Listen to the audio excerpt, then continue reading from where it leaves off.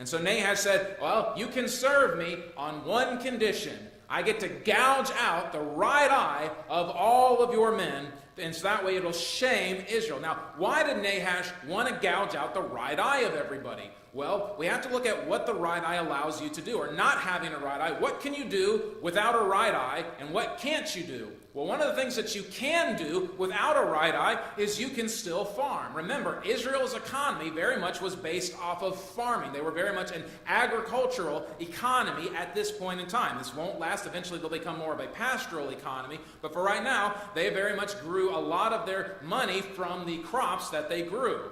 So you can still farm without a right eye. However, if your right eye is gouged up, you're not able to fight as well. Why is that? Because most soldiers are right-handed. If you're right-handed, what are you going to have your sword with? You're going to have your sword in your right hand. And that means you're going to have your shield in your left hand.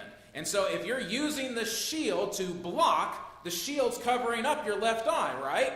That's not a problem if you have a right eye, but if you don't have a right eye, now you can't see. You've blinded yourself because you've got a shield. So what? That weakens the entire people. Now they can't effectively fight. They either have to fight without a shield, which is stupid, or they have to fight blinded, which is also stupid. The other thing is that, what? You can't shoot as well. Even if they had archery there, they don't have any depth perception. We need both of our eyes in order to have proper depth perception. And so by gouging out the right eye, it allowed the people to be able to work, but it effectively nullified any resistance that they could raise against the people of Nahash.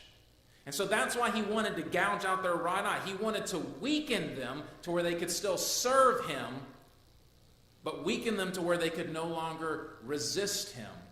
And before I continue on, I want to make mention of this. This is something that Satan would love to do to the church if the church lets it.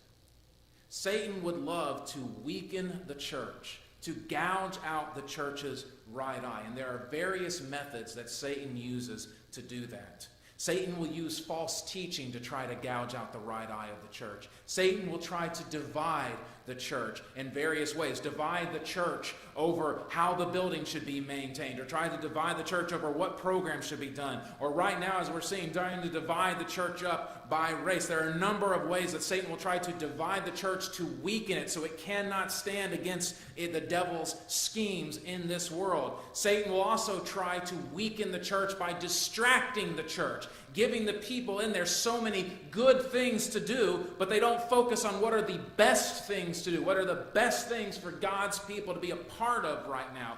All of these are various tactics that Satan can use in order to weaken the church. And make no mistake about it, just like the people at Gilead or Jabesh Gilead were in a fight against Nahash, the church is in a fight against Satan. Hear me today, Satan is gunning for you. You are, whether you want to be or not, you are in a fight for Satan. So if you don't want to lose your right eye, get on the armor of God. Grab your helmet, grab your shield, grab your sword, grab your sandals, grab your breastplate, and grab your belt. You are in a fight this day. Protect your eyes. Be strong in the Lord. And do not let Satan weaken the church. Do not let Satan gouge out the right eye of the church.